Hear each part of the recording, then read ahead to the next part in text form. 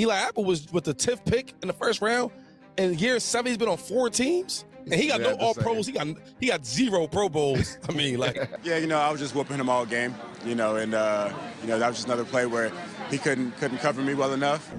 And I can't wait to go against Eli Apple, man. I owe you, boy. I owe you. I forgot. Eli Apple, I'm gonna smoke one for you.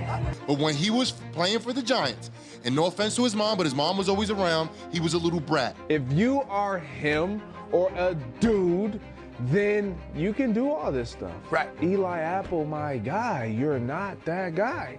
That first pick, I don't think he's a cancer. I mean, that's just what they're trying to instill in me. So are they brainwashing you? A little bit. So, but do you believe in it? Yeah, for sure.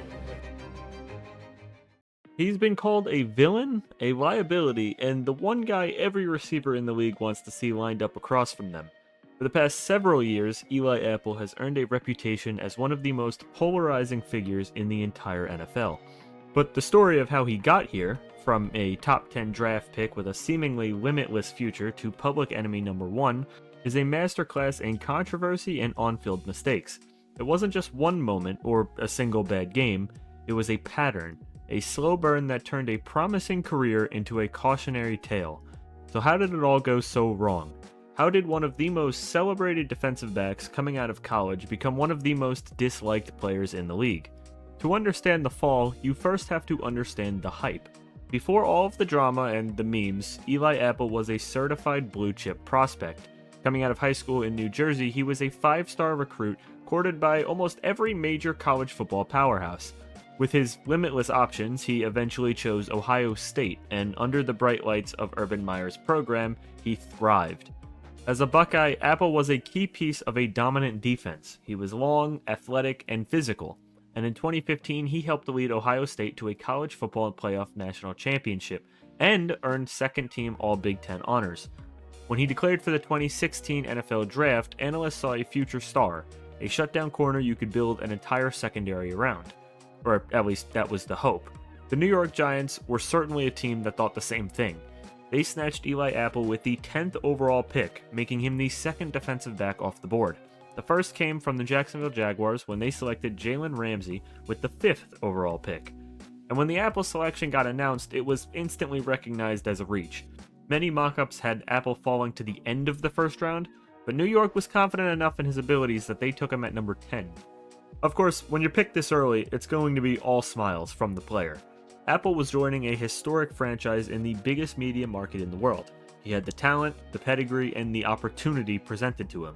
It felt like the perfect start to a storybook career, but the bright lights of New York have a way of exposing even the smallest cracks, and for Eli Apple, those cracks began to show almost immediately.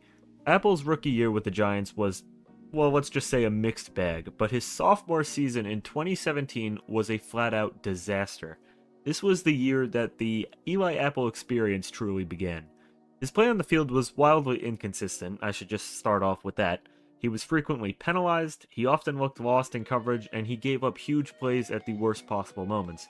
But his struggles weren't just limited to the field. The problems were starting to boil over behind the scenes, and that really was honestly worse than his on-field struggles.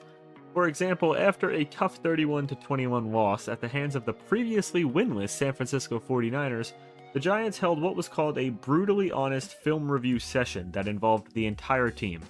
Apple was allegedly the target of a ton of criticism this day, and it got so bad that he threatened to walk out of the building not once, but twice, in the same day. Now, you might be wondering why he was getting singled out, and that's because of 2 plays in particular.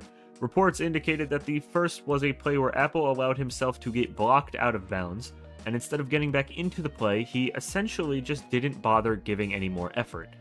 The second play was on special teams, when Eli Apple was serving as a gunner opposite of Dominique Rodgers-Cromartie.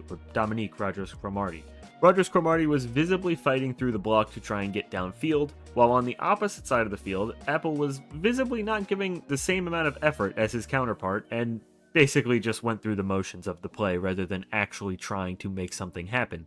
And when you put low effort plays on film, it normally tends to bite you in the butt. This film review session where he got called out was about the same time when his relationship with the coaching staff and teammates began to sour. So what does Apple do in order to get back on their good graces? Well, nothing, really. He was later benched by the coaching staff for the first 3 series of a game due to reportedly conducting himself poorly in practice and mouthing off at an assistant coach. Despite playing the rest of the snaps for that game, Apple took to the media to voice his displeasure with the situation, saying, "It's not just one guy, it's the whole culture, it's everything. We've got to fix it." With time passing by, it got so bad that star safety Landon Collins publicly called Apple a cancer during a radio interview, which is a stunning indictment from a team leader and captain. That first pick, I don't think he's a cancer. Collins mentioned that he had multiple talks with Apple about how he needed to grow up and conduct himself in a more professional manner, but when asking Apple about those conversations, he denied that they ever happened. Landon said he tried talking to you, trying to help you out. Has he helped you at all with other guys? Landon, no. But, I talked to Brandon Marshall. Oh, and of course, Collins wasn't particularly a fan of how Apple got fined for tweeting on the sidelines during a game in which he was inactive. Mind you, some of the tweets that he was making indicated that he was healthy enough to play, but just got benched for no reason. And shockingly, that wasn't even the worst of the tweets that he sent out that day, because he capped everything off by posting a video of Dallas Cowboys receiver Rod Smith scoring an 81-yard touchdown against, you guessed it, his team, the New York Giants. I mean, any locker room leader on an NFL team would have a serious concern about somebody doing the things that Apple was doing. And again, this was all in just his first 2 years in the NFL. As a result of all of this, the Giants locker room was turning toxic, and Apple was seen as a major reason why. It wasn't until the very end of his second year that the breaking point occurred. After a heated argument with a coach, or multiple coaches, Apple was suspended by the team for the final game for, quote-unquote, a pattern of behavior that is conduct detrimental to the team. Reports indicated that he got into a confrontation with multiple coaches during practice. This is a top 10 pick we're talking about, getting suspended by his own organization less than 2 years into his career. The writing was on the wall. The Giants had seen enough, and in October 2018, they traded him to the New Orleans Saints, desperate for any return on a player who had become a massive headache for them. A change of scenery is supposed to be a fresh start, and for a little while in New Orleans, it seemed to work. But the core issues that plagued him in New York, the inconsistent play and the knack for stirring up trouble, didn't just disappear entirely. While he did get what he wanted with a fresh start, and was quickly named a starter for the team, he just didn't play well, allowing a passer rating of 100.9 during his time in New Orleans. Eventually, he wasn't retained and entered free agency in 2020. He appeared in 2 games that season with the Carolina Panthers before getting released, and then latched on to the Cincinnati Bengals. This is where all of those off-the-field problems that were seemingly dormant for a while came back to life. They were just waiting to resurface on the biggest stage in American sports. And this is where the narrative shifts from just a disappointing draft bust to a full-blown NFL villain. And his weapon of choice wasn't just his play, it was his keyboard. Apple cultivated a persona on social media as one of the league's premier trash talkers, taking shots at rival players and their cities. See, before I get into a lot of his trash talk, you need a little bit of context to it. So Eli Apple was the Cincinnati Bengals' starting cornerback, and he was just involved in an upset win during the AFC Championship game against the Kansas City Chiefs. The win helped the Bengals get into the Super Bowl. So in the 2 weeks that separate the AFC Championship game and the Super Bowl itself, Apple chose to target anyone and everyone that he could. Literally anyone. Bringing the most negative attention possible towards his team at a time when they were preparing to win the most important game of their lives. It started with trash talk directed towards the Kansas City Chiefs. He tagged both Mecole Hardman and Tyreek Hill, 2 receivers that he had to cover in the AFC title game, and asked them if they wanted tickets to the Super Bowl. He also called Tyreek Hill a baby at some point. Unfortunately, those tweets weren't the only ones that he sent out. See, I'll show a lot of the statements that he made on the screen while I'm going over it, but basically, they were just targeting the city of New Orleans and their fan base. When the replies started to pour in, he began to rip up the Saints' quarterback situation, their food, the Giants' current lack of success and their fan base, and so much more. Some fans, mostly the ones that never had Eli Apple suit up for their favorite team, thought this whole situation was just entertaining. But outside of them, it really just put a ridiculously large target on his back for not only the Super Bowl, but for the rest of his career. When you talk that much online, you have to back it up. And all too often, Eli Apple wasn't able to do that in the NFL. Despite soaking up the spotlight in the 2 weeks prior to the biggest game of his life, That same spotlight became a harsh glare. With the game on the line, the Los Angeles Rams decided to go right at him. Cooper Kupp, who was the game's MVP, beat Eli Apple for the crucial game-winning touchdown. After weeks of trash talk, Apple was beaten for the championship-winning score. As you could imagine, the internet was merciless. He became an instant meme, a symbol of failure essentially, and players he had feuded with all season took to social media to roast him and just celebrate his downfall.